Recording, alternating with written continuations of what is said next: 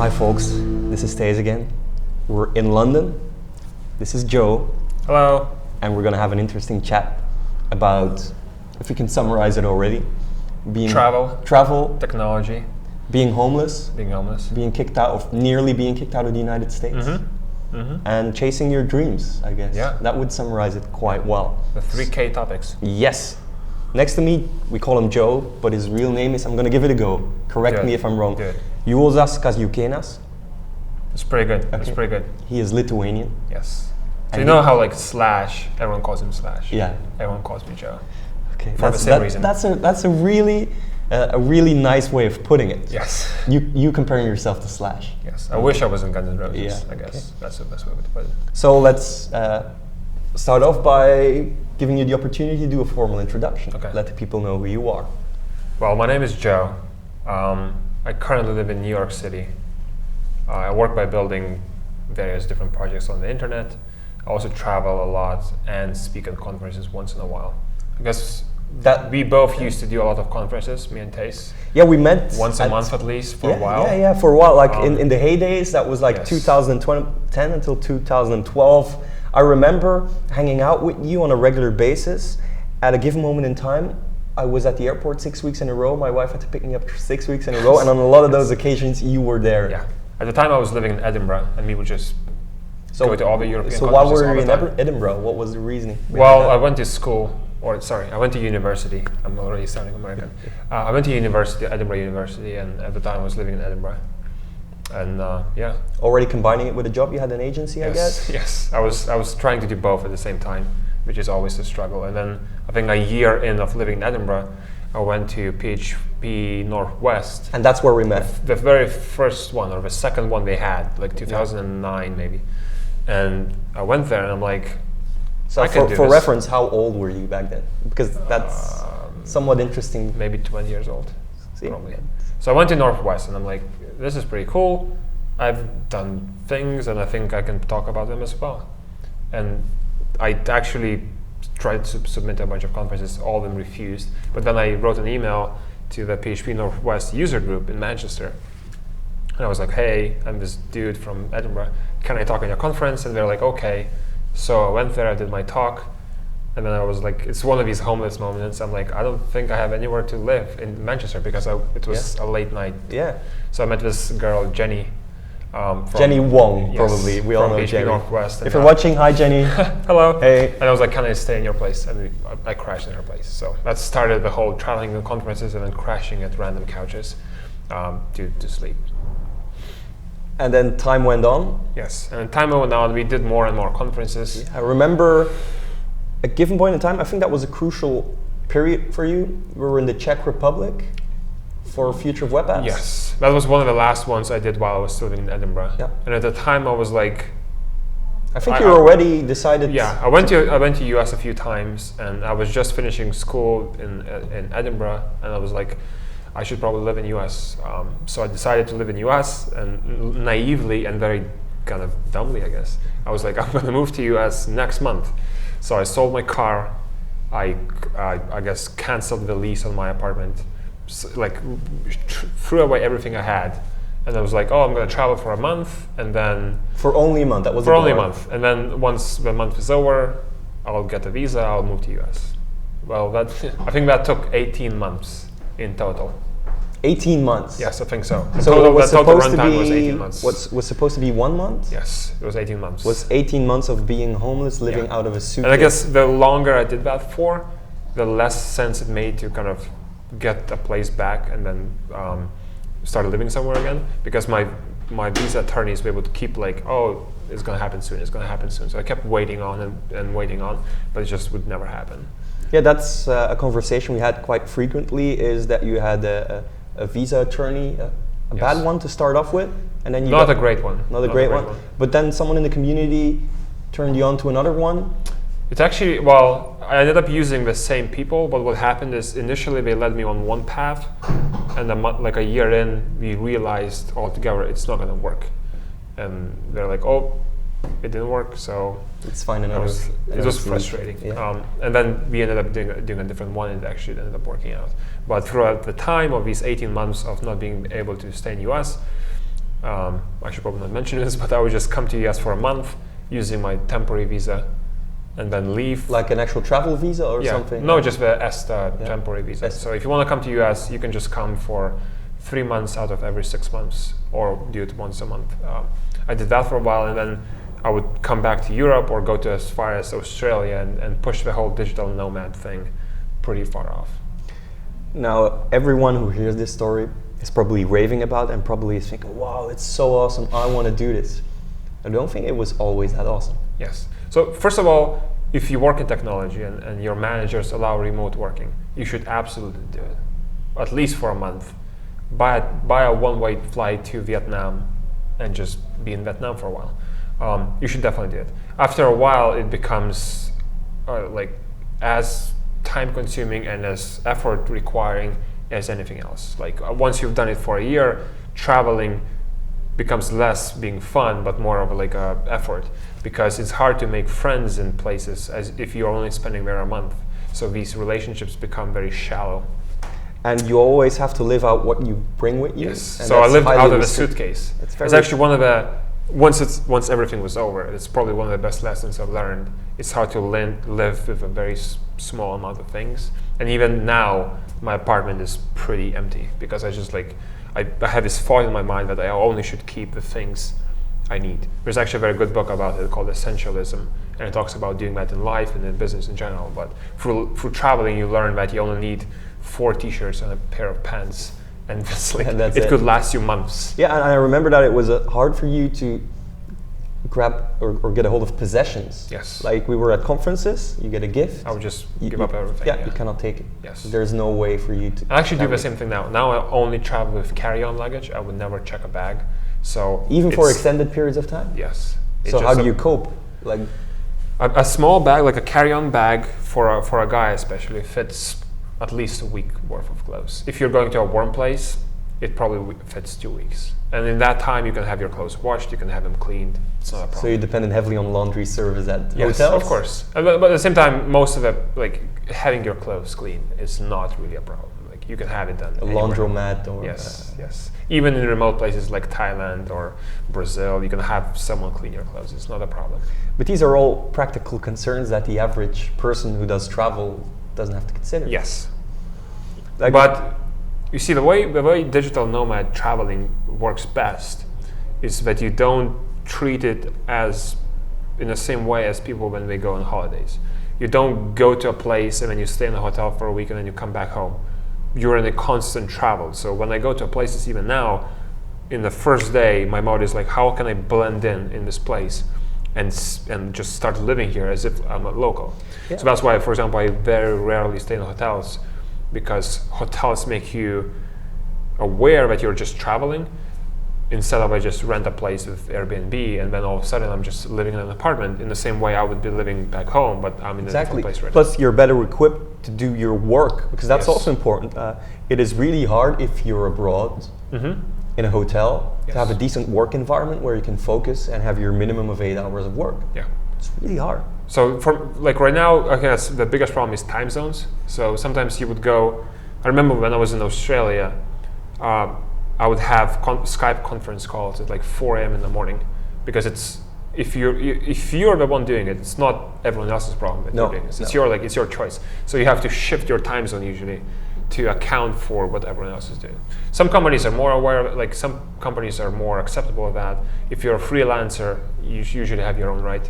But once in a while, you do have to have these calls at crazy hours. Well, there's another guy, a more famous internet personality, who does this. His name is called Ben Schlappich. He's a German guy. He writes a very popular blog called 1 Mile at a Time. Yes. And he also decided to do the same thing.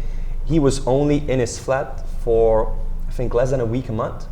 So he said, instead of paying a rent for a full month, I'm going to cancel it and just travel around the world for a while. Like at the moment, I live in New York City, and even when I travel, I keep that apartment. But if I just stop paying rent, I could just travel and actually pay less Yeah. than staying in New York City. Exactly. So I was in January. I spent a long time in Thailand, and it was probably like financially neutral for me to go there, pay for a ticket, but then pay less while being in Thailand. And a lot of people who who build startups and who work as freelancers are trying to save costs. So they end up going to places like Indonesia, which is very affordable for most people, although it has very terrible internet, so don't. It's hard. For people who go there, it's hard to get work done. But for people who go to Indonesia and are able to work, it's very affordable, it's beautiful, Yeah, I and can imagine. it's just a different environment. Now, what that Ben Schlappig guy also did is you can't constantly adjust the time zones. So what he did, he just adjusted to US East Coast time zone. I can see that. Yeah. I think usually one thing I also learned, don't go to a place for a short amount of time. So if you're going to Thailand, don't go there for 5 days, which I've done before, because by the time you're adjusted and then you have to readjust back, it just doesn't work. It's also not enough time to kind of suck in the culture. Go for a longer period of time and actually start living in that period of time. Like, I'm not sure why he does time zone sticking, but if you go like from East Coast, you go to Asia, you should be living at night, because but for a lot of people that makes sense, because if your business requires it to be in meetings or emails come in, or if if there's breaking news items you want to report on, you have to be awake at that moment. So you have this attitude of screw it, day, night, light, dark, doesn't really matter. Yeah. US East Coast time zone is my time zone. I live by it. Yeah. So I would say it takes effort. Like, it's very doable. Time zones, all these issues, it just takes effort, because you no longer have a 8 to 5 job, but you have a job which is open, but you have to create your own restrictions and limits to make sure while you're traveling you're actually able to get work done at some reasonable amount of time. So you don't just, because if you go to a place like even Indonesia, their US, for example, work time is during the night. So it's up to you. Are you going to wait for them to wake up and start working? But if you start working, then you're going to go into the night. Or you just work during your daytime when everyone else is asleep. It depends on the kind of work you have to do. Find what works. But what's also very important is you don't have to just find a balance for work, but also for your personal life. Otherwise, your work is going to eat you up, and the only thing you'll be doing day in, day out is work. Yes. So, like I'm kind of obsessed about this whole like self-improvement and making your life quality better. So I care about life quality a lot, and I actually limit how much time I spend working drastically, because when you're doing this whole remote work thing, it's so easy just to get sucked in and then start working all the time. And at the same time, you also have to, when you're looking for social things, you have to also pick countries which you like. So, for example, South America is very different from Asia. The cultures are very different, and some people like one thing, some people like another thing. Even in Asia, like you have countries like Singapore and Hong Kong, very expensive, very clean, pretty, and high-end places. High-end. At the same time, you can go to places like Thailand or Indonesia, which are definitely not as sophisticated as Singapore is, yet for some people much more enjoyable as well. But now you live in New York. How's life there? What's life about? Because everyone New York is great. The best thing about New York, it's a diverse environment. No one is from New York. Even the people who are from New York, they're probably not born in New York. So New York is a collection of immigrants, as US is in bigger sense. But New York is a collection of immigrants with the mentality of like, let's go and do things. And that's, for me, a good environment to be, because that's what I'm trying to do as well. So when you go to some places in the US, of course, most people are American. It's their families, and that's where they live. Even the Americans who end up moving to New York, they don't have families in New York. So most people in New York are similar people like me, where like jumped in on a plane, got to New York, and started doing things. And that's the main reason why people are in New York, I guess, because it's one of the epicenters of business I call it and financial capital the of the Hunger world. Games of real life. It's, to be honest, it's not an easy environment to live in. You have to have a good source of income to be able to afford all the things. It's depending on where you want to live, because it's dirty and loud and unpleasant at times. So it's not. Most people spend, I guess, their 30s or 20s there, and then if they can, they end up moving to somewhere nicer, somewhere quieter, and somewhere bigger houses. But if you want to go crazy, New York is the place to be. And nowadays, there's also a lot of technology. Of course, Silicon Valley in the US still is #1. But I think New York is safely a #2 spot. But also New York has a different type of technologies. A lot of European companies are in New York because it's so close time-wise. also distance-wise. And there's a lot more like finance companies and fashion Yeah, and companies. if you want to go or dig into to enterprises and more, like you say, Yes. financial. Yeah, but like that's financial what like companies. that's why I kind of like the diversity, both in people and then environments. Like one week there's Fashion Week, then 1 week there's some MongoDB conference, another week there's some car event. There's always different things happening, and that's I think very important thing to do is just to get surrounded by different types of people. So trying not to get sucked into one thing, which would be technology, I guess, for most of us. Guys like us. I try to do different things, so I have like a different perspective. At the same time, I go to West Coast pretty regularly, and it's, I mean, if you work in technology in US, you end up being in West Coast at some point or another, and this also has very good advantages as well for people. Not San Francisco alone, but West California in general. California in general. Or even Seattle, which has Amazon, Microsoft, and a few others, I think. So the goal is to stick around in New York for a while. Yeah. So initially, once I got my visa happening, the goal was, of course, to stay in US. But very quickly, I learned that the standard work visa, the H-1B, everyone has kind of heard of, actually prohibits you from doing anything else but your work. I guess that's how most work visas work. They specify that you are here to do a job, and that's what you do. I mean, you can't do anything. You can't accept any income from anywhere else. And for me, that's limiting because I always wanted to do my own things and I always did my own things. So if I understand correctly, the visa allows you to be employed at a company Yes. and not be an entrepreneur. Yes. And even if you're employed by a company and they're paying your salary, you can't do anything else. You can try, and there are people who do that, but legally you're not allowed to take any income So from if anyone they get else. onto it, you're in trouble. Yes. And they might deport you. You can open a company, you can do all these sort of things because like governments are slow to react, so you can do all the things, but ultimately you're not supposed to do that. So I looked at that, I'm like, that's not gonna last me long term, so I have to figure out a better solution. So that took me most of 2015 is having immigration lawyers come up with a plan to get me a different kind of visa, which will allow me to do this sort of things. Unfortunately, my work visa ended up ending before I could get a new one. So I didn't get deported strictly, but I left on my own right because I would have been deported otherwise. And the consequences would be more severe. I think it's a 10-year ban if you get in trouble with the immigration people. So you just felt the heat and said, we need to get out of here for a no while. one told me, and again, governments are slow to react, so it'll probably take forever for anyone to realize, because once you're in a country, they can't just kick you out for no reason. So they don't even check these sort of things. But I ended up just leaving on my own right and then waiting for a visa to happen. I think in June, I ended up getting the new visa. And then I'm actually able to stay in US right now. For the moment, I'm very happy being in New York, so that's probably the plan. And is there a time limit on your visa, or? At the moment, I think it's for 3 years. I can extend it for a year after that, and not for a year. I can extend it for a year every year after that. But my plan is in those 3-year time to figure out a long-term solution. To probably get a green card so I can stay in US for longer. And for that, it very much depends on what you do, and there's different types. I'm looking at either the investor visa or business visas.